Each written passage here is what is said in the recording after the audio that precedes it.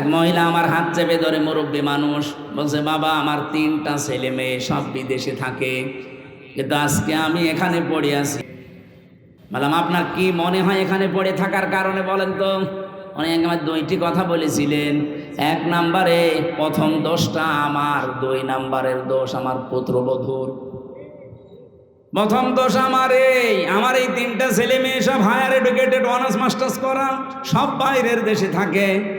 আমি তাদেরকে দ্বীনের শিক্ষা, কোরআনের শিক্ষাটা ছোটবেলা থেকে দেইনি, এইটা আমার অপরাধ। ঠিক আছে। 2 নম্বরে আমার যে পুত্র বধূ সবগুলো মডার্ন, আল্ট্রা মডার্ন। এরা আমার ছেলেদেরকে কান ভাঙিয়েছে যে এই বুড়ি মানুষ বাড়ি রাখার দরকার নেই, তাকে দ্বীন শেখাবেন। 3 নম্বরে সৎ পাত্র দেখে পাত্রস্থ করবেন। হ্যাঁ, আমি দেখেছি বাংলাদেশের বহু বাবা মা গার্জিয়ান এই 3টার হয়তো 1টা করে, বাকি 2টা অধিকাংশ পিতা মাতায় করতে চায় না। আর সন্তান হলে উনি খুশি, ওর পেছনে খরচ করে, ভালোবাসা দেয়, মহাব্বত দেখায়, কিন্তু 2 নম্বরে তাকে দ্বীন শিক্ষা দেওয়া লাগবে। এইটার বেলায় অনেকে উদাসীন, গাফেল। অথচ কয়েকদিন আগে 1 থেকে 5 পর্যন্ত প্রাইমারিতে শিক্ষক নিয়োগ দেওয়া হয়েছে গানের। কথা বলছেন, শরীর চর্চার। আপনি একজন মুসলমান 2 নবীর নাম নিয়ে বসে আছেন চেয়ারে। 92% মুসলমানের দেশে আপনি নাচের মাস্টার নিলেন, শরীর চর্চার মাস্টার নিলেন, গানের মাস্টার নিলেন, একটা আলেমকে দিয়ে কোরআন শিক্ষার মাস্টার নেওয়া যায়নি? এ দাবি আমরা জানাচ্ছি আজকে। সারা বাংলাদেশের মুসলমানদের এবং মানুষের একই দাবি, আমরা মুসলমানের এই দেশে 1 থেকে 5 পর্যন্ত একটা ধর্মীয় শিক্ষা চাই না? চাই না? কারা চান দেখে লিল্লাহে তাকবীর। দেখেন তো হাত তুলেছে কিনা?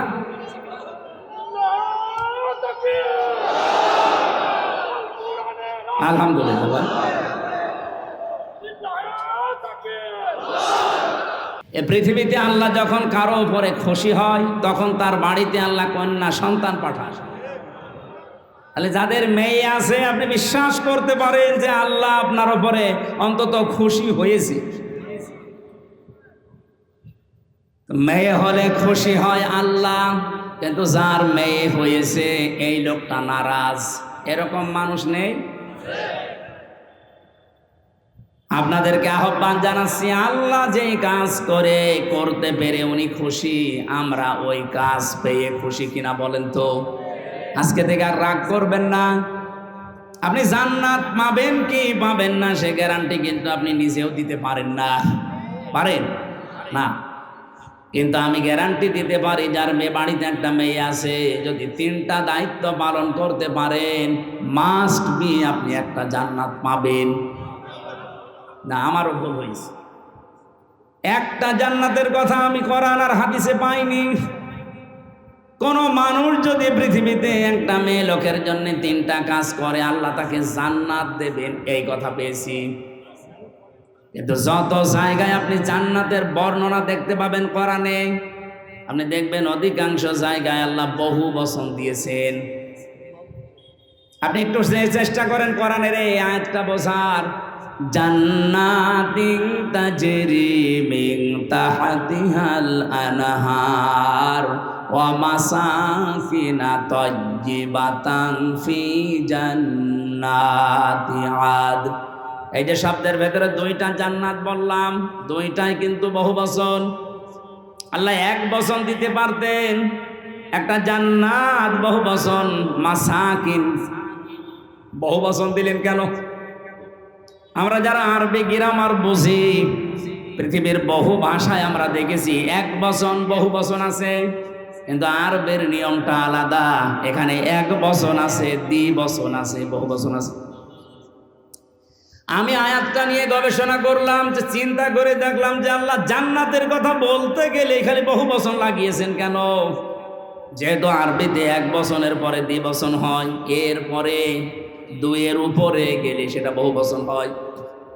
রব্বুল আলামিন তাফসীর পড়তে গিয়ে আমার মাথায় এসেছে এটা, পৃথিবীতে মানুষকে যদি আল্লাহ জান্নাত দেয়, যেহেতু বহু বচন আছে, কম পক্ষে 2 হলে বহু বচন হয় না, 3 হওয়া লাগে। কথা বলেন না কেন? তাহলে আপনি যদি জান্নাত একটা পান, কম পক্ষে 3টা জান্নাত পাবেন। আমার কথা মনে হয় বোঝেননি। আপনাকে আল্লাহ জান্নাত দেওয়ার ওয়াদা দিয়েছেন, নবীদের মাধ্যমে একটা মেয়ে হলে জান্নাত দেবে। তাহলে একটা জান্নাত হচ্ছে, তার মানে কয়টা বলেন? হাদিসের ভাষায় একটা জান্নাত যদি আল্লাহ দেয় এই পৃথিবীর 10 পৃথিবীর সমান, তাহলে 3টা দিলে এগুলো তো সব হাওয়ায় ঘুরছে। এই বিশ্বাসটা আপনাকে তৈরি করা লাগবে মুমিন হিসাবে। তাহলে একটা মেয়ে হলে কমপক্ষে আপনি 30টা জান্নাতের মালিক হবেন, এই দুনিয়ার পরিমাণ। জোরে বলেন সুবহানাল্লাহ। কিন্তু কাজ করা লাগবে এই মেয়ে লোকের জন্য কয়টা? 3টা। আপনি খুশি হয়ে তাকে আদর যত্ন দেবেন, ভালোবাসবেন। 2 নম্বরে তাকে দ্বীন শেখাবেন। 3 নম্বরে সৎ পাত্র দেখে পাত্রস্থ করবেন। হ্যাঁ, আমি দেখেছি বাংলাদেশের বহু বাবা মা গার্জিয়ান এই 3টার হয়তো একটা করে, বাকি 2টা অধিকাংশ পিতা মাতায় করতে চায় না। আর সন্তান হলে উনি খুশি, ওর পেছনে খরচ করে, ভালোবাসা দেয়, মহাব্বত দেখায়। কিন্তু 2 নম্বরে তাকে দ্বীন শিক্ষা দেওয়া লাগবে। এইটার বেলায় অনেকে উদাসীন, গাফেল। অথচ কয়েকদিন আগে 1 থেকে 5 পর্যন্ত প্রাইমারিতে শিক্ষক নিয়োগ দেওয়া হয়েছে গানের। কথা বলছেন, শরীর চর্চার। আপনি একজন মুসলমান, 2 নবীর নাম নিয়ে বসে আছেন চেয়ারে। 92% মুসলমানের দেশে আপনি নাচের মাস্টার নিলেন, শরীর চর্চার মাস্টার নিলেন, গানের মাস্টার নিলেন। একটা আলেমকে দিয়ে কোরআন শিক্ষার মাস্টার নেওয়া যায়নি? এ দাবি আমরা জানাচ্ছি আজকে। সারা বাংলাদেশের মুসলমানদের এবং মানুষের একই দাবি, আমরা মুসলমানের এই দেশে 1 থেকে 5 পর্যন্ত একটা ধর্মীয় শিক্ষা চাই না? চাই না? কারা চান দেখে লিল্লাহে তাকবীর। দেখেন তো হাত তুলেছে কিনা?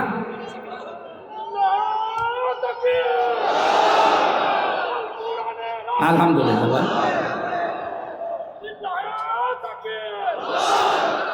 হযরত ইব্রাহিমের পক্ষে একটা ব্যাঙ ছিল, শুধু প্রসাব করেছিল। ফেরেশতা জিবরাইল এসে ডাক দিয়েছে, এতটুকু পোষাবে নমরুদের বিশাল অগ্নিকুণ্ড, কিছুই হবে না। ব্যাঙ ওই দিন বলেছে, ফেরেশতা আমি জানি আমার পোষাবে কিছু হবে না, কারণ এত প্রজ্বলিত আগুন, 1 কিলোমিটার উপর দিয়ে যদি পাখি উড়ে যায়, ঝলসে পড়ে যায়, কি দাও দাও করছে আগুন। সেখানে আমি এত দূর থেকে শুধু প্রসাব করছি, আমি জানি কিছু হবে না। কিন্তু আমার মালিক আল্লাহকে দেখাতে চায় যে আমি নবী ইব্রাহিমের পক্ষে আছি, নমরুদের বিপক্ষে আছি। আল্লাহ তার এই কথাটা এত বেশি পছন্দ করেছিলেন, ওই দিন থেকে আইন পাশ হয়ে গেছে, কিয়ামত পর্যন্ত যত ব্যাঙ দুনিয়ায় আসবে, ব্যাঙের পোষা পাক। শুধু ইব্রাহিম নবীর পক্ষে থাকার কারণে ব্যাঙের পোশাক যদি পাক হয়ে যেতে পারে, আমরা যে আজকে কোরআনের পক্ষে শুধু হাত তুলে জানান দিয়েছি, কিয়ামতের দিন এটা যেন নাজাতের ওসিলা হয়ে যায়। গাইবান্ধাবাসী, কন্যা সন্তান হলে প্রথম আপনার দায়িত্ব ভালোবাসা। আপনি খুশি হয়ে ভালোবাসবেন, তাকে মহাব্বত করবেন। 2 নম্বরে দ্বীনের শিক্ষা দেওয়া। কিন্তু সে পরিবেশটা যদি নষ্ট করে দেওয়া হয়, তো শিক্ষা দেব কোথায়? সবাই তো আর মাদ্রাসায় ছেলে মেয়েকে দেয় না। কথা বলছেন না কেন? স্কুলে দেন। মুসলমানের দেশে স্কুলের সিস্টেমগুলো এই করেন, 1 থেকে 5 পর্যন্ত পড়লেও যেন ইসলামের মৌলিক নিয়ম নীতিগুলো অলরেডি জেনে ফেলে, এরকম ব্যবস্থাটা করে দেন। আর সেইটা এখন কিন্তু সময়। আগে যারা ছিল, আমি নাম নিতেও ঘৃণা করি, এই জালেমা মহিলার, ওরা 1 থেকে 5 পর্যন্ত পড়ার পরে একটা ছেলে বৃত্তি পরীক্ষা দেয়। আমি নিজেও বৃত্তি দিয়েছি। এরপরেও 8এও বৃত্তি পরীক্ষা আছে। 100 মার্কের কোরআন আর হাদিস ছিল আগে, আমি নিজে পরীক্ষা দিয়েছিলাম। এতে 15.5 বছরে জালেমা যাদের দায়িত্ব দিয়েছিল, এই শিক্ষামন্ত্রী নামে কলঙ্ক এই নাস্তিকগুলো 1 থেকে 5-এ পড়ার পর বৃত্তি পরীক্ষা দেবে 100 মার্কের কোরআন হাদিসের শয়তানরা তুলে দিয়েছে। আমরা চাই ওইটা আবার পূর্ণবহাল করা হোক। আর কথা বলেন না কেন? আরে মানুষ পরীক্ষার ছলে হলেও পড়ে, ওটা যদি সিলেবাসে না থাকে ও তো আস্তে আস্তে সবই ভুলে যাবে। গত বছর আমি জেল থেকে বের হওয়ার পরে একটা মাহফিলে এসেছিলাম, এই যে পাশের জেলা নীলফামারীর একটা থানা আছে কিশোরগঞ্জ, ওখানে একটা বৃদ্ধাশ্রম আছে, দেখতে গিয়েছিলাম। যে দেখে এদিকে 25 জন মা, এদিকে 25 জন বাবা মুরব্বী সব বসে আছে। যেই কয়জনের সাথে কথা বলেছি সবগুলো হাওমাও করে কাঁদছিল। এক মহিলা আমার হাত চেপে ধরে, মুরব্বী মানুষ, বলছে বাবা আমার 3টা ছেলে মেয়ে সব বিদেশে থাকে, কিন্তু আজকে আমি এখানে পড়ে আছি এই বৃদ্ধাশ্রমে। বললাম আপনার কি মনে হয় এখানে পড়ে থাকার কারণে বলেন তো? উনি আমার 2টি কথা বলেছিলেন। 1 নম্বরে প্রথম দোষটা আমার, 2 নম্বরের দোষ আমার পুত্রবধূর। প্রথম দোষ আমার এই 3টা ছেলে মেয়ে সব হায়ার এডুকেটেড, অনার্স মাস্টার্স করা, সব বাইরের দেশে থাকে। আমি তাদেরকে দ্বীনের শিক্ষা, কোরআনের শিক্ষাটা ছোটবেলা থেকে দেইনি, এইটা আমার অপরাধ। ঠিক আছে। 2 নম্বরে আমার যে পুত্রবধূ সবগুলো মডার্ন, আল্ট্রা মডার্ন, এরা আমার ছেলেদেরকে কান ভাঙিয়েছে যে এই বুড়ি মানুষ বাড়ি রাখার দরকার নেই। শেষ পর্যন্ত তারা তো চলে গেছে, আমারে রেখে গেছে এই বৃদ্ধাশ্রমে। আমি এখন এই যে 24 ঘন্টা কাজ কাম নেই, শুধু পড়তে থাকি, মাঝে মাঝে কোরআন হাদিস ইসলামের ইতিহাস পড়ি। আমি বুঝি এই ছেলেটারও দোষ না, দোষ এখন আমার মনে হচ্ছে। কারণ আল্লাহর কোরআনের যে জ্ঞানটা, ওয়াকাদা রাব্বুকা আল্লা তা'বুদু ইল্লা ইয়্যাহু ওয়া বিল ওয়ালিদাইনি ইহসানা। আল্লাহ বলেন আমি রায় দিয়ে দিলাম, সিদ্ধান্ত দিলাম, ফায়সালা দিলাম, আমি আল্লাহ লিখে দিলাম, আমি আল্লাহ ছাড়া কারো ইবাদত করা যাবে না। আর তোমাদের মা বাবা যাদের আছে তাদের সাথে ভালো ব্যবহার করা লাগবে। আল্লাহর পরে যাদের স্থান তারা কারা? বলেন। সেই মা বাবা, তাদেরই তারা স্থান জানে না, কারণ তারা এ বিষয়ে জ্ঞান অর্জন করে নাই। তাদেরকে যেহেতু আমরা শেখাতে পারি না, এই জন্য প্রথম দোষটাই আমার। আমরা আশা করব যারা দায়িত্বে আছেন আপনারাও মুরব্বী হবেন। আপনাদের আগামী প্রজন্ম যদি বৃদ্ধাশ্রমে আপনাদের রেখে না আসে, আল্লাহর পরে আপনার স্থান এটা যদি না জানে, আপনাদের কপালেও আসতেছে। যেন আমার মনে হয় এই মুহূর্তে 1 থেকে 5 পর্যন্ত এমন সিস্টেম করা দরকার, মানুষ যেন হাফ আলেম হয়ে যায়। এ দাবি কি শুধু আমার একার না সবার? মেয়েটার জন্য 3 নম্বরে আপনি সৎ পাত্র দেখবেন। আজ মেয়ের বাবা যারা অনেকে সৎ পাত্র দেখে না, দেখে যে এ ছেলের মাল আছে কিনা, নাকি এ জেলায় সব নেই? বলেন তো, নবীজি তার 4টা মেয়ে বিয়ে দিয়েছিলেন, সবচাইতে আদরের যেটা ফাতেমা তো জহরা। কত ধনী এই মানুষের সন্তান বিয়ের প্রস্তাব দিয়েছে, বিশ্বনবী বলেন না। উনি যদি চিন্তা করতেন যে ধনী মানুষের কাছে দিলে আমার মেয়ে সুখে থাকবে, মক্কার বহু ধনাঢ্য মানুষেরা তাদের প্রস্তাব দিয়েছিল, একটাতেও রাজি হয়নি। এমন একটা মানুষের সাথে নবীজি রাজি হয়েছেন যার নিজের বাড়ি বলেও ছিল না, নবীর বাড়িতে থাকতো। এজন্য সৎ পাত্র হওয়া লাগবে। আমি ঝিনাইদহে একটা বাড়িতে অনুষ্ঠানে ছিলাম, আমাকে চা দিল, কাপ দিয়েছে স্যার, কিন্তু পিরিচ দেয়নি। অথচ লোকটা টিওনো, আপনি টের পাচ্ছেন? আমি তো হেসে ফেলেছি, জ্ঞানী মানুষ তো বুঝে ফেলেছে। আমার দিকে তাকিয়ে বলছে, হুজুর আপনি কেন হাসলেন? আমি কিন্তু জানি। আপনি মনে করছেন আমি টিয়নো? আমি একটা থানা পুরা উপজেলার প্রধান। আমি আপনাকে চা খেতে দিয়েছি, শুধু কাপে পিরিচ দেয়নি নিচে, আপনি হাসলেন। বাস্তবতা এটা, গত পরশুদিন এই পিরিচটা ভেঙে গেছে, কাপটা নিচের যেটা। আমি ইচ্ছা করলে কিনতে পারতাম, এরকম 1000টা পিরিচ কিনতে পারতাম। গতকালকেও আমার অফিসে একটা বিশাল বান্ডিল এসেছিল, শুধু সই করতে বাকি। সই করে দিলে ওই 8 লাখ টাকা আমি পেয়ে যেতাম। এরকম পিরিচ 1000টা কিনতে পারতাম। সেই ছোটবেলায় আমি আমার মায়ের কাছে, মাওলানার কাছে, উস্তাদের কাছে আমি শিখেছি যে ঘুষ খাওয়া এটা হারাম। ওই দিন থেকে এই পর্যায় পর্যন্ত আমি আজও কোনো ঘুষ খাইনি। এত কষ্টের জীবন যাপনে আছে, এই যে অন্যায় অবৈধটা আমার সামর্থ্য থাকার পরও আমি করি নাই। এই জন্য আল্লাহ অন্য দিক থেকে আমারে পুষিয়ে দিয়েছে। রব্বুল আলামিন আমার স্ত্রীকে বানিয়েছে আমার মন মতো আল্লাহওয়ালা। আমার সন্তানগুলো ঠিক আল্লাহ ওইভাবেই মন তৈরি করে দিয়েছে। যতটুকু দেওয়া হয় অতটুকুতেই তারা আত্মতুষ্টি, আত্মতৃপ্তিতে আছে। আপনি যদি হারাম ইনকাম করেন, আপনার স্ত্রী, আপনার সন্তানাদির মন আল্লাহ ঠিক ওই রকম করে দেবে। এই কথা বোঝেন? এটাকে আমি বানালাম। সূরা তাহা 16 নম্বর পারা 19 নম্বর পৃষ্ঠা 13 নম্বর লাইনের 124 নম্বর আয়াতে এই তথ্যটা আছে। অমান আ'রাদা আন যিকরি ফাইন্না লাহু মাঈশাতান দানকা ওয়া নাহশুরুহু ইয়াওমাল কিয়ামাতি আ'মা। রব্বুল আলামিন বলেন, আমার বিধান বাদ দিয়ে যারা ইনকাম করবে, বলেন তো ঘুষ খাওয়া এটা আল্লাহর বিধানে আছে? হ্যাঁ বলেন বলেন।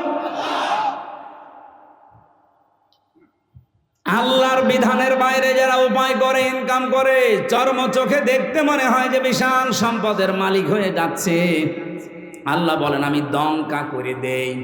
ওর জীবনের এই উন্নতিতে কোনো বরকত থাকে না। হ্যাঁ, হয়তো প্রতিদিন 2 লাখ টাকা করে আসবে ঠিক, কিন্তু 2.5 লাখ টাকা চলে যাবে এরকম রাস্তা বানিয়ে দেব।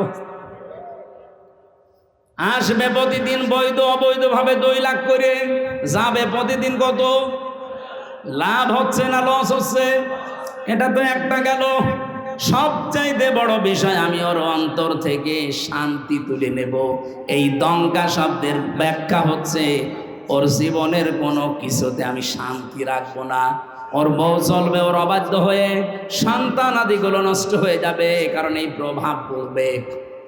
হারাম ইনকাম করে যা খাওয়াচ্ছেন এই সন্তানগুলো হারাম হয়ে যাবে। এতটুকু আল্লাহ যদি শেষ করে দিতেন আয়াতই পড়তাম না। এর পরেরটা আরো ঝামেলা। ওয়া নাহশুরুহু ইয়াওমাল কিয়ামাতি আ'মা। কিয়ামতের দিন ওকে যখন তুলব, ওর চোখ থাকবে না, অন্ধ হয়ে উঠবে। আমি আল্লাহর সামনে দাঁড়িয়ে বলবে, ক্বালা রব্বি লিমা হাসারতানি আ'মা। হে আল্লাহ, আমার তো চোখ ছিল, আমি অন্ধ কেন? রব্বুল আলামিন এবারে মানে কঠিন কথা জানালেন যে আমি ওকে সঙ্গে সঙ্গে ধমক দেব। ক্বালা কাযালিকা আতাতকা আয়াতুনা ফানাসিতাহা। তোর সামনে আমার আয়াতগুলো এইভাবেই তেলাওয়াত হতো। হাজার হাজার আলেম ওলামা নবী রাসূলরা তোকে এইভাবে শুনিয়েছে। আমার আয়াতগুলো শোনার পরে এভাবে না শোনার ভান করেছিলি, জানার পরে যেভাবে না জানার ভান করতিস, যেভাবে ভুলে গিয়েছিলি জানার পরে, আজকে তোরে আমি আল্লাহ ভুলে গেলাম। তুই যে আমার বান্দা ছিলি, তুই যে আমার বান্দি ছিলি, কোনোদিন আমার এই জবানে তোর নাম আমি আর উচ্চারণ করব না। বলেন নাউজুবিল্লাহ। ও গাইবান্ধাবাসী, কিয়ামতের দিন যদি আল্লাহ আমাকে না ডাকে, আমার নাম ধরে তার জবানে, আপনার নাম ধরে যদি কিয়ামতে আল্লাহর ডাক না দেয় যে তোর নাম আর কোনোদিন উচ্চারণ হবে না, যা। নিজের নাম উচ্চারণ না হলে কেমন লাগে আপনি জানেন?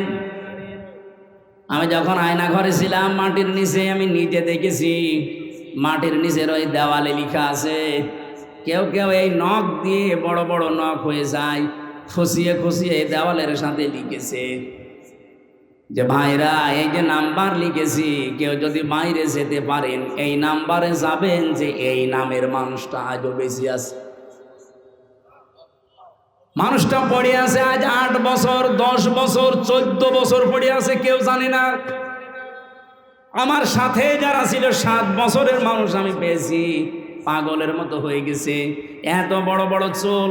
তার মানে 6 মাস 1 বছর পরে তাদের চুল কেটে দেয় কোনো কায়দায়। আমি তো অল্প দিন ছিলাম, এই জন্য আমার অত কিছু হয়নি। ওর নাম যে কি, লোকটা নিজের নাম পর্যন্ত ভুলে যায়, কারণ কেউ তারে ডাকে না। নিজের নামে দুনিয়ার এই জমিনে কেউ না ডাকলে কত আফসোস লাগে, কত দুঃখ লাগে, কত কষ্ট লাগে নিজের ভেতরে। আল্লাহ পাক বলেন কিয়ামতের দিন তোর নাম আমি আমার মুখ দিয়ে আর কোনো দিন উচ্চারণ করব না। তুই যে আমার বান্দা ছিলি, তোকে আমি বানিয়েছিলাম, আমি ওইটা ভুলে যাব। এই আয়াতটা পড়ার পরে আমার সবচাইতে বেশি টেনশন হয়, ওয়াকাযালিকা লিয়াউমা তুনসা দিয়েছেন আল্লাহ, জীবনেও আপনার নাম আর উচ্চারণ হবে না, ওই শেষ। আমার তো মনে হয় এরকম বহু মানুষ দুনিয়াতে আমরা আছি যারা আল্লাহর বিধানকে বাদ দিয়ে এই পৃথিবীতে উপায়, ইনকাম এগুলো করছি, দেদারছে। আশা করছি এই মাইকের আওয়াজ শোনার পরে এই মানুষগুলোর জীবন থামবে। আল্লাহ যেন তৌফিক দাও মানুষকে, বলেন আমিন। কন্যা সন্তান হলে যে দায়িত্বগুলো পালন করা লাগে, এগুলো যদি সত্যি আমরা করি, আল্লাহ যেহেতু খুশি, উনি জান্নাত দেওয়ার ঘোষণা দিয়েছেন। মেয়ে যাদের আছে আল্লাহ কমপক্ষে যেন 3টা জান্নাতের মালিক তাকে বানান, আমিন। 2 নম্বরে হাদিস হচ্ছে, আল্লাহ যদি ওই লোকটার উপরে আর একটু খুশি হয়, তখন তার বাড়িতে আল্লাহ মেহমান পাঠায়। যদি আর একটু বেশি খুশি হয়, তখন তাকে রোগ ব্যাধি দিয়ে একটু পরীক্ষা চালায়। যদি আল্লাহ আর একটু বেশি খুশি হয়ে যায়, সর্বশেষ তখন ওই এলাকায় আল্লাহ বৃষ্টি নাজিল করে।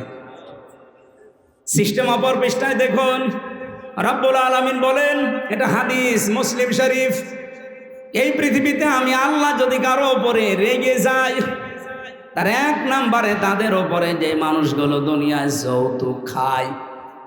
এদেশে তো যৌতুক নেই। যৌতুক এটা মানবতার সাথে মহা কৌতুক। আমি এ কোরআন হাতে নিয়ে গ্যারান্টি দিতে পারি, এবার যদি ইসলাম যায়, বারবার তো মেয়ে লোককে আমরা পাঠিয়েছি, 2 মহিলা এটার একটাও করে নাই।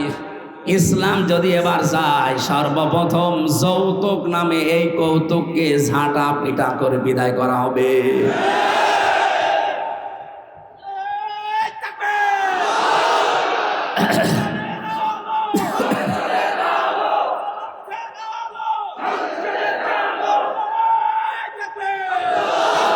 রংপুর বিভাগের মানুষেরা, এটা শুধু যৌতুকের বিষয় না, বহু বাড়িতে আমরা এখনো পর্যন্ত দেখি 200, 300, 500 মানুষকে নিয়ে যাচ্ছে বরযাত্রী। না এই জেলায় এসব নেই? কোথায় পেয়েছেন ভণ্ডামি? বরযাত্রী ইসলামে নেই, বরযাত্রী ইসলামে নেই। এগুলো এসেছে হিন্দুদের সংস্কৃতি থেকে। হ্যাঁ, ইসলামে আছে অলিমা। কি অলিমা করা লাগে? ছেলের বাড়ি না মেয়ের বাড়ি? তা আপনি যদি কিছু করতেই চান, ছেলের বাড়িতে আপনি অনুষ্ঠান করবেন, 200-500 না 1000 মানুষ খাওয়ান, কোনো অসুবিধা নেই। আপনি মেয়ের বাবার বাড়িতে তার অনুমতি ছাড়া, তার সন্তুষ্টি ছাড়া একটা পানও খাওয়া আপনার জন্য জায়েজ নেই। আর আপনি 200 মানুষ নিয়ে খাওয়াচ্ছেন গরুর মতো। আজকে থেকে সিদ্ধান্ত নেওয়া লাগবে যে যেটা ইসলামে নেই, এই বরযাত্রীর দাওয়াত পেলেও আমি আর জীবনে যাব না। কারা কারা রাজি আছেন দেখি? অনেকে হাত তুলছে না। ঠিক আছে, এখানে যারা বিয়ে করেছেন সত্যি করে বলবেন, বিয়ে যারা করেছেন, অলিমা করেছেন, কারা কারা হাত তোলেন তো? আন্দাজে হাত তুলছেন না? ওসি সাহেব হাত তুলতে পারিনি, তার মানে উনি অলিমা করিনি, বরযাত্রী নিয়ে গেছে। সিস্টেম হয়তো জানতো না। আগামীতে এই সিস্টেম বাংলাদেশে থাকবে না। এদেশে যদি মেয়ে বিয়ে করতে চান, আপনি বিয়ে করে নিয়ে এসে ওলিমা করবেন ছেলের বাড়িতে। যৌতুকের টাকা না খেয়ে আমার মনে হয় পায়খানা করে খেয়ে ফেলা ভালো। হ্যাঁ, কারণ পায়খানা খেলে মাত্র একটা গুনাহ হবে, কবিরা গুনাহ। আর যৌতুকের টাকা যারা নেন ডবল গুনাহ হবে, একটা কবিরা আর একটা জুলুমের গুনাহ। যতদিন পর্যন্ত এই টাকা আপনি শ্বশুর শাশুড়িকে ফেরত না দেবেন, ততদিন আল্লাহ আপনাকে মাফ করবে না। বেশি বললে আবার আমিও ঝামেলায় পড়ে যাব, কারণ আমি একটা সাইকেল নিয়েছিলাম, এটা ফেরত দেওয়া লাগবে। আমি যদিও দিয়েছি ওইটা, তারপরেও যদি শ্বশুর বলে না ওই সময় সাইকেল আর এখন সাইকেল দাম আকাশ পাতাল, টাকা আরো দেন, অসুবিধা নেই, আমি দিয়ে দেবো।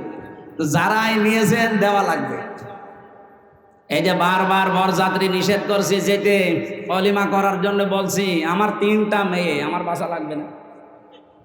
এই কথা বলে দেখা না, ইসলামে যেহেতু নেই এই কাজটা, এই সমাজে বন্ধ হওয়া দরকার। এই গাইবান্ধা থেকে এই সংস্কার আরম্ভ হওয়া দরকার ইনশাআল্লাহ। আপনারা আরম্ভ করেন তো সামাজিকভাবে, দেখবেন হয়ে যাবে। সংস্কার যখন চলছে সারা দেশে, এইটা নিয়ে সংস্কার হোক। এদেশে আর কোন যৌতুক থাকবে? ইসলাম আসলে তো থাকবেই না। আমরা নিজেরাও এখন চেষ্টা চালাবো। 2 নম্বরে আল্লাহ আরেকটু যখন রেগে যান যারা গেবত করে তাদের উপরে, অথচ গেবত এখন আমাদের কাছে ঘি ভাতের মতো হয়ে গেছে। 3 নম্বরে আল্লাহ আর একটু যখন রেগে যায় কারো উপরে, যে লোকটা মিথ্যা কথা বলে। এদেশে তার এটা নেই। আগস্টের 5 তারিখের আগের কথা বাদ দেন, আমার তো মনে হচ্ছে আগস্টের 5 তারিখের পরে যত মিথ্যা মামলা আর মিথ্যা সাক্ষী বেড়েছে, নাকি এ জেলায় বন্ধ আছে?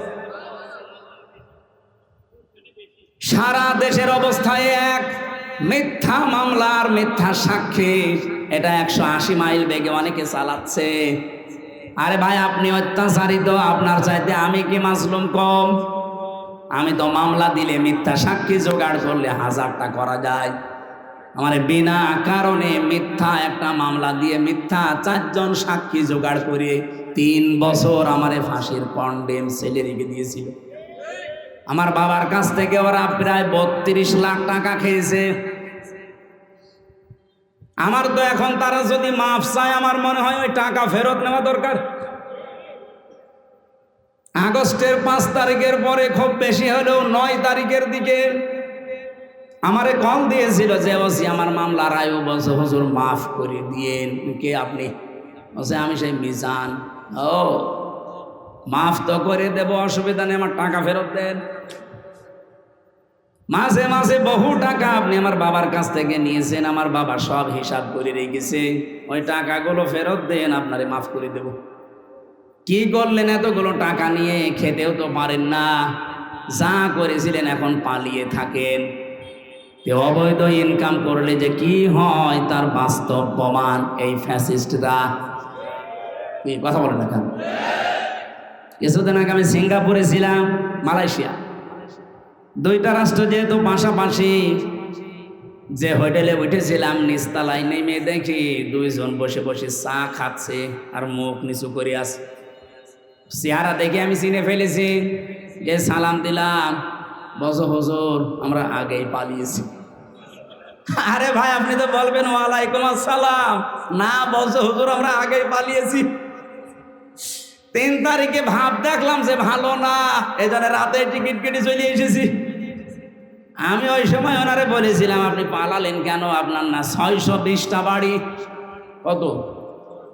620টা বাড়ি ওই লোকটার। ওরা সাহেব পাড়া বানিয়েছে মালয়েশিয়ায়, সিঙ্গাপুরে ফ্ল্যাট নিয়েছে, কানাডায় ওরা বানিয়েছে, লন্ডনে বানিয়েছে বেগম পাড়া, বিভিন্ন দেশে তো আছেই, বাংলাদেশেও বহু জায়গায় তাদের বাড়ি। আল জাজিরা রিপোর্ট দিয়েছে ওই লোকটার বাড়ির সংখ্যা 620টা। আল্লাহর কি ইশারায় একটা বাড়িতেও থাকতে পারে না, হোটেলে থাকে। আমি বললাম আপনি বাইরে বের হতে পারেন না, সবসময় এখানে পড়ে থাকেন। হুজুর বাইরে যাব, কোন আশায় যাব? 20 লাখ বাঙালি থাকে মালয়েশিয়া। আমারে যদি দেখতে পায় পিটিয়ে ভর্তা বানিয়ে ফেলবে। এখানে বাইরে যায় না, খালি এখানে আর নিচতলায় আসি মাঝে মাঝে চা খাওয়ার জন্যে।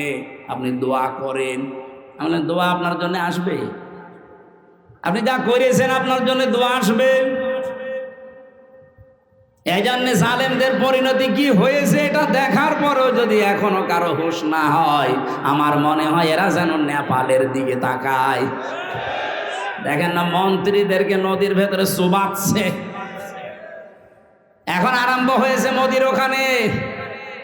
বাংলাদেশ থেকে মনে হচ্ছে সারা বিশ্ব শিখে ফেলেছে। অবৈধভাবে কেউ আর আগামীতে টিকে থাকার চেষ্টা করবেন না, জীবনও পারবেন না। কারণ সে ভুল এদেশের মানুষের ভেঙে গেছে। এক কথা বলে না কেন? এই দেশ থেকে শিক্ষা নিয়েছে সিরিয়া, এই দেশ থেকে শিক্ষা নিয়েছে নেপাল, এই দেশ থেকে শিক্ষা নিয়েছে দাদারা। দেখেন কি হয় দাদার। আমার তো মনে হয় কোরআন হাদিস পড়ে যতটুকু পেয়েছি, মোদির করুণ পরিণতি হবে এই কারণে শয়তান আল্লাহর ঘর টুকরা টুকরা করেছে। আল্লাহর কত ঘর সে ভেঙেছে বলেন তো? আল্লাহর ঘরের ইট পাথর খোলে নাই, ওর কপালে লাগিয়েছে এটা। দেখেন কি টুকরা টুকরা হয়। আল্লাহ পাক বলেন, ইন্নাহুম ইয়াকিদুনা কায়দা ওয়া আকিদু কায়দা ফামাহিলিল কাফিরিনা আমহিলুহুম রুয়াইদা। পৃথিবীর মানুষেরা বিভিন্ন ষড়যন্ত্র চক্রান্ত করে, তখন আমি ঢিল দেই। ঢিল দিতে দিতে এমন পর্যায়ে পৌঁছায়, ও জায়গায় যাবার পরে ওর আর ফিরে আসার কায়দা থাকে না। যেমন ফেরাউনকে, ওকে আল্লাহ সুযোগ দিয়েছিল, ওই সময়ও যদি নদীর পাশে থেকে ফিরে আসতো তাও বেঁচে থাকতো, অন্তত এ করিন পরিণতি হইতো না। ওর বৃদ্ধি এত বেড়েছিল, ফেরেশতা জিবরাইলকে আমার আল্লাহ একটা ঘোড়া দিয়ে পাঠিয়ে দিয়েছিলেন, মেয়ে ঘোড়া, মাদি ঘোড়া। ফেরাউন যেটা চড়েছিল ওটা টাট্ট ঘোড়া। ওর সামনে যখন এসে লাফ দিয়েছে, এই পুরুষ মানুষের মতো এই ঘোড়াও দিয়েছে লাফ। মাঝখানে যাবার পরে যেভাবে করেন পরিণতি আপনারা বিভিন্ন তাফসিরে শুনেছেন। রব্বুল আলামিন বলেন, মানুষ অন্যায় করতে করতে যখন দেওয়াল পর্যন্ত চলে যায়, ওকে আর ফিরে আসার সম্ভাবনা থাকে না। এই জন্য আমাদের যখন সময় আছে, এই মিথ্যা মামলা, মিথ্যা কেস থেকে, মিথ্যা সাক্ষী থেকে যদি আগামীতে এই বাংলাদেশে বাঁচতে চান, দলমত দেখা যাবে না, সবাই মিলে ইসলামকে সংসদে পাঠাতে হবে। সবাইকে আহ্বান জানাচ্ছি, আসেন ইসলামকে পাঠান। আপনিও নিরাপদে থাকতে পারবেন, আমিও নিরাপদে থাকতে পারবো। গোবিন্দচন্দ্র পরামানিক, রাজবাড়ি বাড়ি, উনি সারা বাংলাদেশের হিন্দু মহাজোটের মহাসচিব। সেদিন ঢাকাতে আমারে বলছিল, মাওলানা, জামাত ইসলামী বাংলাদেশ যদি এবার রাষ্ট্রে আসে, আমার বিশ্বাস দেশের সব ধর্মের মানুষেরা নিরাপদে থাকতে পারবে। তা হিন্দু মানুষ কথা বুঝে ফেললো, আর আপনার বুঝে আসে না। আপনি কোন ধান্দায় আছেন? ইসলাম না আসলে 54 বছর কি হয়েছে আপনি দেখেন না। কেউ কেউ চ্যাম্পিয়ন হয় দুর্নীতিতে, আর কেউ কেউ 15.5 বছরে কি বললো নিজের চোখের সামনে।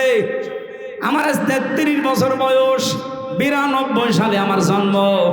সেই হিসাবে আমি 33 বছরের ভেতরে 18 বছর থেকে যদি আমি ভোট দিতে আরম্ভ করতাম, 3 বার ভোট দিতে পারতাম, একবারও পারি নাই। তাহলে আগামীতে আমার একটা আশা, একটা শখ, একটু ভোট দেব, সেটাও দেখছি অনেকে এখন বন্ধ করার রাস্তায় আছে। এই কথা বলেন না কেন? আপনি বলেন জাকসুর মতো কয়েকটা ছাত্র, মাত্র 11,000, এই রেজাল্ট দিতে আপনার 3 দিন লাগে। কোন কারণে? আপনি যদি এত অ্যানালগ হয়ে থাকে, ডিজিটাল বাংলাদেশে আপনার মতো মানুষ বেশি হওয়ার দরকার নেই। আপনিও পথ ছেড়ে দিয়ে ভিক্ষা করে খান। 11,000-এর যদি এই অবস্থা হয়, 18 কোটি মানুষ যখন ভোট দেবে, বলেন কত বছর লাগবে গণনা করতে? 5 বছর পার হয়ে যাবে না? এখানে এই পদ্ধতি যদি অব্যাহত রাখেন আপনারা, আগামীতে কোনো নির্বাচনই আর বাংলাদেশের মানুষ মেনেও নেবে না, দেবেও না। কারণ এই নির্বাচন হচ্ছে, সে আগের মতো আবার সেই সে 9 সাল নাকি 8 সালে হয়েছিল না, এরপরে 14 সাল, এরপরে 18 সাল, এরপরে 24 সাল, যা হয়েছিল আবার যদি ওই রকম হয়, আমরা আশা করছি যারা দায়িত্বে আছে তাদের কোমর যেন সোজা থাকে। কাকে ভয় পান আপনি? এতগুলো মানুষের রক্তের উপরে বসে আছেন, আপনার বিবেকে কিছু বলে না? 2732 জন মানুষের জীবনের উপর আপনারা বসে আছেন। কঠিন সিদ্ধান্ত নিয়ে অটল থাকা দরকার আমার মনে হয় যারা দায়িত্বে আছে। বাংলাদেশে 1628 জন মানুষ এখন আছে, ওসি সাহেব সহ। এই মানুষগুলোকে হযরত ওমরের মতো যেদিন আমরা দেখতে পাবো, এই বাংলাদেশটা মিনি জান্নাত হয়ে যাবে ইনশাআল্লাহ। আল্লাহ পাক একেবারে সর্বশেষ যখন সবচাইতে বেশি রাগান্বিত হয়ে যায় কারো উপরে, যখন দেখে লোকটা সুদ খায়। এদেশে তো সুদ নেই, হ্যাঁ এদেশে হয়তো ব্যাংকিং ব্যবস্থায় যে সুদগুলো অনেকে করেন না, কিন্তু ওই যে টাকা ছেড়ে রাখেন, টাকা আসে, 1000 টাকা দিয়ে রাখলে 100 টাকা করে মাসে মাসে বেশি দেয়। এই সিস্টেমে আছেন কারা দেখি তো, বলেন লিল্লাহি তাকবীর। ও এই এলাকায় নেই আলহামদুলিল্লাহ। যদি কেউ করে থাকেন আশা করছি আপনি এই অন্যায়টা ছেড়ে দেন, নয়তো আপনি নামাজও পড়েন, মায়ের সাথে জিনাও করেন। একটা নিকৃষ্ট শব্দ এটা। সন্তান যত খারাপ হোক, বলেন তো মায়ের সাথে জিনা করা এটা সম্ভব? হ্যাঁ বলেন। অথচ হাদিসে এটা যারা সুদ খায়, 1 টাকা পরিমাণেও যারা সুদ খায়, ওজনে 1 বার 2 বার না, মায়ের সাথে 33 বার জিনা করে। আল্লাহ তুমি আমাদের দেশের মানুষকে এই মহা পাপ থেকে বাঁচাও। আরো জোরে বলেন। তাহলে মুসলিম শরীফের হাদিসের বাক্য ছিল 4টা কাজে আল্লাহ খুশি, আর এই 4টা কাজে আল্লাহ বেজার। যেগুলোতে আল্লাহ খুশি আমাদেরকে এই কাজগুলো দুনিয়ায় করার তৌফিক দেন, যেগুলোতে নারাজ আল্লাহ ছেড়ে দেওয়ার সুযোগ দেন। বলেন আমিন। আমার তেলাওয়াত কিন্তু আয়াত সূরা আরাফের 26-27, আমরা 2টা আয়াত পড়েছি। আলোচনার বিষয় ছিল মানব জাতিকে শয়তানের প্রথম হামলা এবং তার পদ্ধতি কি ছিল। এই পৃথিবীতে শয়তানের যত টার্গেট, সর্বপ্রথম টার্গেট ছিল এই যে আয়াতে আছে। রব্বুল আলামিন বলেন, ইয়া বানি আদম কদ আনজালনা আলাইকুম লিবাসা। হে বনি আদম সন্তান, এখানে লক্ষ্য করেন আল্লাহ কিন্তু ঈমানদারকে ডাকেন নাই, আল্লাহ মুসলমানদেরকে আলাদাভাবে বলেন নাই, ডাক দিয়েছেন ইয়া বানি আদম, হে বনি আদমের সন্তান। বলেন তো অন্যান্য ধর্ম যারা মেনে চলে ওলা বনি আদম সন্তান কিনা? বলেন বলেন। তার মানে অন্য ধর্মের লোক যদি আশপাশে থাকেন, সে আপনি হিন্দু হন, খ্রিস্টান হন, বৌদ্ধ হন, যারা আছেন সবাইকে আল্লাহ ডাক দিয়েছেন, কারণ সবার মালিককে। বলেন বলেন। ওরা হয়তো বাপ দাদার কথা মানতে গিয়ে সরাসরি বলতে পারে না আল্লাহ, কিন্তু মনের ভেতরে এটা ওদের আছে। বিপদে পড়ে দেখবেন তখন কিন্তু আল্লাহ ছাড়া আর কোনো ভগবানের নাম মনে আসে না। কথা বলেন। আমি বরিশালে ছিলাম ছোটবেলায়, যেতাম তখন নৌকায় ব্রিজ ছিল না, হঠাৎ দেখে একটা ঝড় উঠেছে। আমরা তো পড়ছি লা ইলাহা ইল্লা আনতা সুবহানাক। পাশে আমার দেখে এক দাদা হিন্দু আর দাদি, ওরা বলছে লা ইলাহা ইল্লাল্লাহ। কি গো, চেহারা দেখে তো মনে হচ্ছে অন্য ধর্মের লোক। কালেমা পড়েন, মুসলমান হয়েছেন? বলছে না। পড়েন কি করে? বলছে যে ঝড় উঠেছে এ কালী দুর্গার কাজ না, আল্লাহ লাগবে। মানে সবার মনের ভেতরে আল্লাহ একজন আছে, কিন্তু বাস্তবের খাতিরে অনেকে বলতে পারে না। আল্লাহ যেহেতু সবার মালিক, সবার রব, এই জন্য উনি ডাক দিয়েছেন ইয়া বানি আদম, হে বনি আদমের সন্তানেরা, কদ আনজালনা, অবশ্যই আমি নাজিল করেছি, আলাইকুম, তোমাদের ওপরে, লেবাসা, পোশাক। কি করে এই পোশাক তোমাদের? ইওয়ারি সাওয়াতিকুম রিসা, তোমাদের লজ্জা নিবারণ করে। 2 নম্বরে তোমাদের সৌন্দর্য বৃদ্ধি করে। একটু খেয়াল করেন এদিকে, জরুরি না হলে উঠেন না তো ভাই। এলাকায় কি বিড়ির ফ্যাক্টরি আছে স্যার? অনেকের বিড়ির নেশা লাগে, তো ওই যশোর এলাকায় গেলে বিড়ি আছে, একটু পরে দেখে উঠে যে বিড়ি খেয়ে আবার আসে। এরা আবার বিড়ি খেতে যাচ্ছে নাকি? গাইবান্ধা বাসে একটু খেয়াল করেন, এখানে শব্দের ভেতরে আমরা দুইটা বিষয় পেলাম। পোশাক আল্লাহ আমাদের কাছে দিয়েছেন, এক নাম্বারে আমাদের লজ্জা যেন নিবারণ হয়। জান্নাতের ভেতর থেকে হযরতে আদম এবং হাওয়া আমাদের জাতি আদি পিতা মাতা এদেরকে বের করে দেবে, এই টার্গেট শয়তানের ছিল না। শয়তানের টার্গেটই ছিল এদেরকে আমি উলঙ্গ অবস্থায় দেখব। এই জন্য শয়তান সব সময় যৌনতা ছড়াতে ভালোবাসে। শয়তান যৌনবাদী, আর আমরা ওটা তোর বলা যাচ্ছে না মৌলবাদী, ওটা তো এখন গালি করে ফেলেছে মানুষ। শয়তান সব সময় যৌনতা ছড়াতে ভালোবাসে। যারা আজ নিজেদের গোপন অঙ্গগুলো ৮-৬০ পোশাক পরে, ছোটখাটো পোশাক পরে, শরীরের আপত্তিকর জায়গাগুলো মানুষকে দেখিয়ে মজা পান, আপনি নিজে বিশ্বাস করতে পারেন আপনি মানবের আর সন্তান নেই, আপনি শয়তানের সন্তান। পৃথিবীতে আল্লাহর যত সৃষ্টি আল্লাহ বানিয়েছেন 18,000 আমরা বলি, তার চাইতেও বেশি আছে। শুধুমাত্র একটা সৃষ্টি দেখবেন তাদের লজ্জায় স্থান মানুষকে দেখায়, কুকুর। কি এত বড় লেজ উল্টো করে রাখে, মানুষকে দেখায় যে যা দেখবি দেখ। আমার তো মনে হয় এই দেশে যারা নিজেদের উলঙ্গ অর্ধ উলঙ্গ পোশাক আশাক পরে বিভিন্ন গোপন অঙ্গগুলো মানুষকে দেখি আরো আনন্দ পায়, এরা আর কুকুর সমান। আমি এত নিচে নামতাম না। আপনার একটু লজ্জা লাগে না এমন খারাপ পোশাক পরে রাস্তায় আসেন? মানুষ আপনাকে দেখে কত রকমের আজে বাজে, কত রকমের নিম্ন কথা বলে আপনি জানেন? আপনি যখন রাস্তা দিয়ে আপনার বউকে উলঙ্গ অর্ধ উলঙ্গ করে মোটরসাইকেলে নিয়ে যান, কত যুবক রাস্তায় দাঁড়িয়ে বলে মাল গেল। আর আপনার বউকে দেখে যদি কেউ বলে যে মাল গেল, ওই মালের পেটে আর ভালো মাল আল্লাহ দেবে না। কারণ মেয়েদের এই কয়েক ইঞ্চি পেট, এটা খুব দামি জায়গা।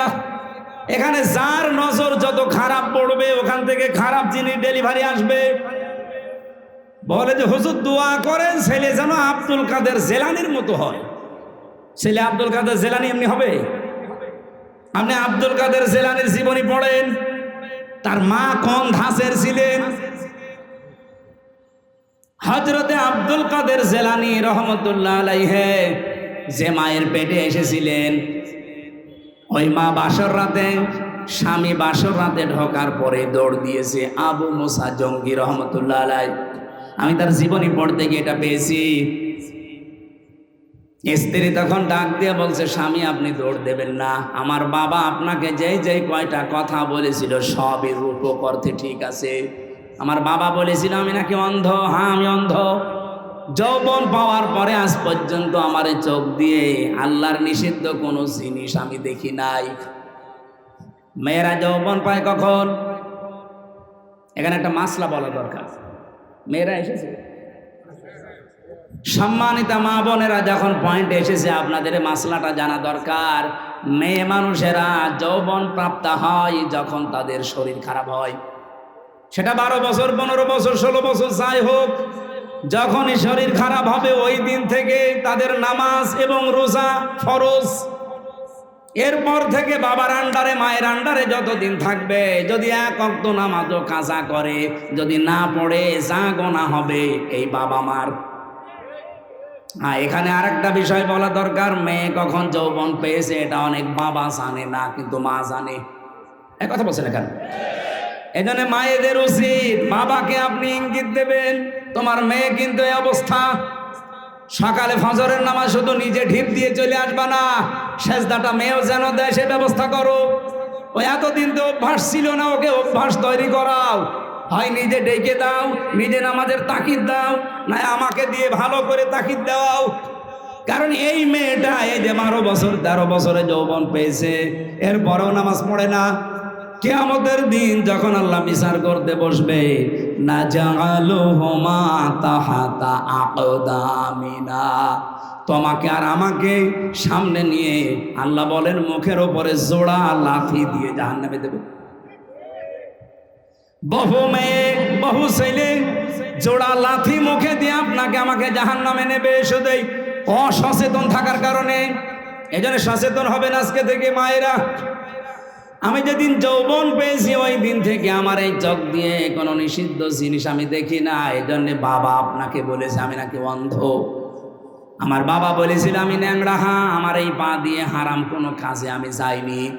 বাবা বলেছিল আমি কালা, আমার এই কান দিয়ে আমি আজ পর্যন্ত কারো গীবত শুনিনি। বাবা বলেছিল আমি বোবা, আমার এই মুখ দিয়ে হারাম কোনো কথা আমি বের করি না। এই যে এতগুলো কথা শোনার পরে এই বংশে এসেছিল, এই মায়ের পেটে এসেছিল হযরতে আব্দুল কাদের জিলানী। 6 বছর মাত্র বয়স হয়েছে তার। ওনার পুরা জীবনী আমি পড়েছি। ওনার মা নিয়ে গেছে মক্তবে, ওস্তাদ বলছে এই বলো আলিফ। উনি বলছে হুজুর আলিফের অর্থ কি? আলিফের কোনো অর্থ হয় না। উনি ওই দিনই বলেছিল ওস্তাদ আলিফের যদি অর্থ না হয় ও জিনিস আমি পড়ি না, কারণ যে জিনিসের অর্থ নেই ওই জিনিস পড়ি আমি করবো কি? আপনি আমাকে অর্থ শেখান। উনি বলছে তুমি জানো আলিফের মানে? জানি। বলো দেখি। উনি আলিফ লাম মিম দিয়ে আরম্ভ করেছিলেন আল্লাহু লা ইলাহা ইল্লাহু আল হাইয়ুল কাইয়্যুম। সূরা বাকারার 255 নম্বর আয়াত, যেটা আয়াতুল কুরসি বলে আমরা জানি। এ পর্যন্ত তেলাওয়াত করে আসলেন। এবার তিনি আল্লাহর পরিচয় তুলে ধরলেন 10টা। এখানে আল্লাহর 10টা ক্ষমতার কথা আছে। ওস্তাদ কাঁদতে কাঁদতে বেহুশ হয়ে গেছে। হোশ ফেরার পরে বলে মা আপনার ছেলেকে কোনো জায়গায় মনে হয় পড়িয়েছেন, আমার কাছে নিয়ে এসেছেন পরীক্ষা করার জন্যে। ওস্তাদ বলে না। মা বলছে আমি এইমাত্র আপনার কাছে প্রথম নিয়ে আসলাম, কোনো জায়গায় নিয়ে যাইনি। ওস্তাদ বলছে আপনার তো সৌভাগ্য যে এতটুকু বাচ্চা এর কোরআনে কারিমের প্রায় 18 পারা পর্যন্ত আয়ত্ত করা আছে। প্রতিটি আয়াত সে সুন্দর করে পড়তে পারে, অনেক আয়াতের অর্থ সে বোঝে। আমাকে আল্লাহর 10টা ক্ষমতা শুনিয়েছে আয়াতুল কুরসি দিয়ে। মা আমার কান্না আরম্ভ করলেন। ওস্তাদ বলে আপনি কাঁদেন কেন? আপনার তো সৌভাগ্য, খুশি হওয়ার কথা। বলে না আমি নিজেও কোরআনের হাফেজা। আমার এই সন্তান পেটে আসার পর আমি প্রতিনিয়ত কোরআন পড়তাম। যখন জন্ম নিয়েছে ফজরের নামাজ পড়ার পরে আমি একে পাশে বসিয়ে বসিয়ে আমি নিজে পড়তাম। আমি দেখেছি আমারে আব্দুল কাদের আমার মুখের দিকে তাকিয়ে মুখ মেলাচ্ছে। ওস্তাদ আমার আফসোস হচ্ছে এই কারণে, আমি যদি আর একটু কষ্ট করে পড়াটায় প্রতিদিন পড়তাম আমার এই ছোট সন্তান এই ছোট বয়সেই কোরআনের হাফেজ হয়ে যেত। আব্দুল কাদের জিলানী এমনি এসেছিল পেটে। আপনার বিয়ের আগেই পেট, সারা দেশের মানুষের দেখা শেষ। এমন ব্লাউজ গায়ে দিয়েছে মনে হচ্ছে ফুটবল খেলার মাঠ। কথা বলছেন এখন? এই দিক থেকে একটা ফিতা, ওই দিক থেকে আর একটা ফিতা, মাঝখানে দিয়েছে গেরো, ওটা ফুটবল খেলার সেন্টার। কত মানুষ আছে বাসে নজর ওই দিকে দেয় নাকি এই এলাকায় সব নেই? মা বোন যারা এসেছেন নিজেদেরকে রক্ষা করেন। আল্লাহ এর পরের শব্দে দিয়েছেন রিসা, শুধুমাত্র লজ্জা নিবারণ করার জন্য পোশাক দেয়নি, সৌন্দর্য বৃদ্ধি করার জন্য পোশাক আমি দিয়েছি। হ্যাঁ, এখানে ব্যাখ্যা দুইটা। আপনি শুধুমাত্র সৌন্দর্য প্রদর্শন করতে পারেন পোশাক আশাকের মাধ্যমে। বিবাহিতা মেয়েরা তার স্বামীর কাছে, কথা বোঝা যায়নি?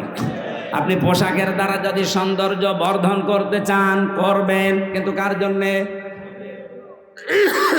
স্বামী ছাড়া পৃথিবীর কারোর জন্য, এমনকি নিজের বাবার জন্যেও মেয়েদের সাজতো করা জায়েজ নেই।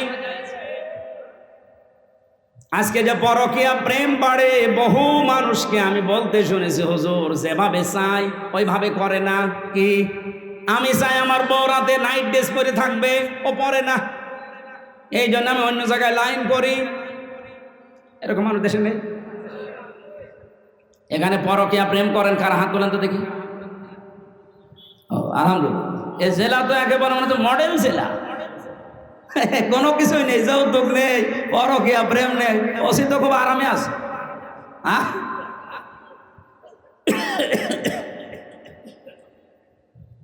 না, মেয়েদের কিছু উদাসীনতার কারণে হাজারো স্বামী খারাপ হয়ে যাচ্ছে। এরা যে কল দিয়ে বলে, একেবারে মিথ্যা হলে তো বলতো না। সম্মানিত মা বোনেরা, এই রিসার ব্যাখ্যা যেটা, আপনি কিন্তু ধরা পড়ে যাবেন। আশা করছি আপনি একটু অ্যাক্টিভ হবেন এই ব্যাপারে। লিবাসুত তাকওয়া যালিকা খায়র, আল্লাহ বলেন সর্বোত্তম পোশাক হচ্ছে তাকওয়ার পোশাক। প্রশ্ন আসতে পারে, তাকওয়ার আবার পোশাক হয়? হ্যাঁ হয়। তাকওয়ার পোশাক কি?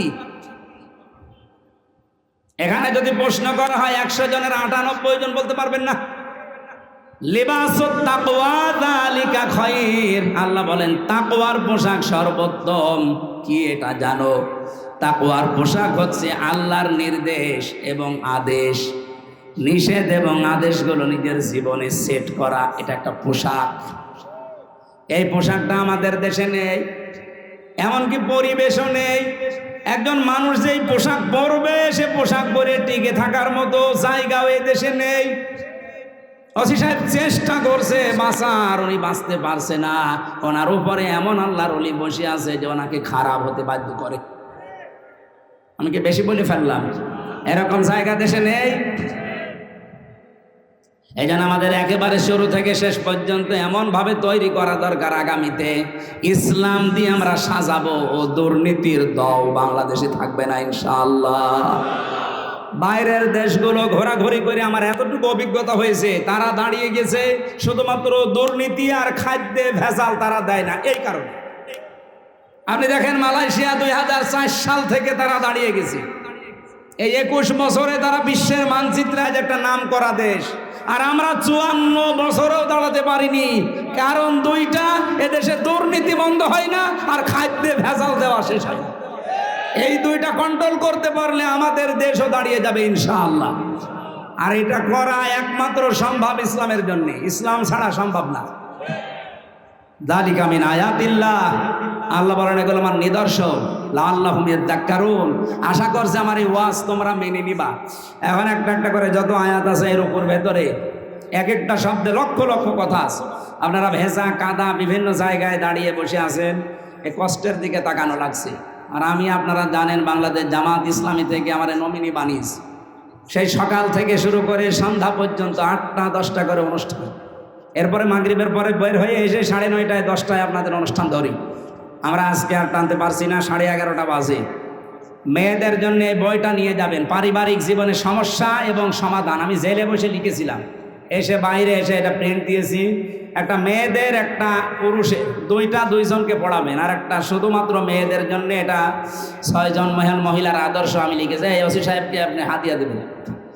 আল্লাহ আমাদেরকে যতটুকুই বলেছি এতটুকুই মেনে চলার তৌফিক দিন, আল্লাহুম্মা আমিন। লা ইলাহা ইল্লা আনতা সুবহানাক ইন্নী কুনতু মিনাজ জালিমিন। রব্বুল আলামিন, যেভাবে আরম্ভ করেছিলাম, সারা রাত বললেও তোমারে বান্দা বান্দিরা চলে যেত না। দিনের বেলায় বৃষ্টি হওয়ার কারণে জায়গাটা ভিজে গেছে, কাদা মাটি। এখানে অনেক কষ্ট করে সেই আসর থেকে বসে আছে কোরআনের জন্য যারা এত পাগল, এই মানুষগুলোর দিকে তাকিয়ে হলেও দেশে কোরআনের আইন জারি করে দাও। সওয়াবগুলো তুমি নবীজির রওজায় পৌঁছিয়ে দাও। মাহফিলের সভাপতিকে কবুল করো। সম্মানিত প্রধান অতিথি জনাব ডাক্তার আব্দুর রহিম সরকার, আল্লাহ তোমার নামে নাম, তোমার গোলামকে মঞ্জুর করো।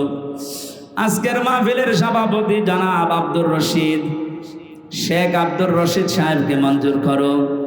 আমাদের অভিভাবক এসেছে, থানার ওসি সাহেব সহ যত অতিথি এখানে, এদের সম্মান মর্যাদা দুনিয়া আখিরাতে আরো বাড়িয়ে দাও। মা বোনদেরকে তুমি খাদিজার মতো, আয়েশার মতো বানাও।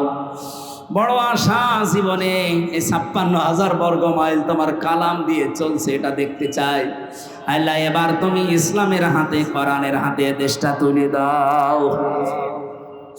এই গোবিন্দগঞ্জ এলাকার মাটির নিচে যারাই ঘুমিয়ে আছে, এদেরকে চিরতরে মাফ করে দাও। যারা এই বাজারে ব্যবসা বাণিজ্য করে, আল্লাহ এদের বরকত দিয়ে ঢেলে দাও। আগামীতে অনুষ্ঠানটা ব্যবসায়ীদের, সৎ ব্যবসায়ীদের উদ্যোগে আয়োজিত, এদেরকে তুমি মেহেরবানি করে কবুল করো। আগামীতে অনুষ্ঠানটা কোরআনের প্রচারের জন্য আরো বিশাল আকারে মঞ্জুর করে নিও। আমাদের দেশের দায়িত্বে যারা আছে আল্লাহ হেদায়েত তোমার হাতে মেহেরবানি করে তাদের হেদায়েত নসিব করে দাও।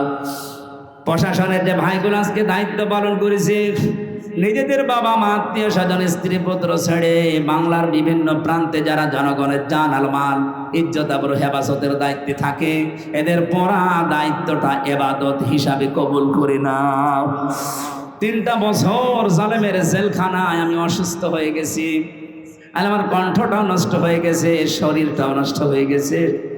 আমি তোমার কাছে আমার কণ্ঠ আর শরীরটা কোরআনের জন্য ভিক্ষা চাই। বারাকাল্লাহু লানা ওয়া লাকুম ফিল কোরআনিল আযীম। জীবনের শেষ কথা যেন বলতে পারি লা ইলাহা ইল্লাল্লাহু মুহাম্মাদুর রাসূলুল্লাহ।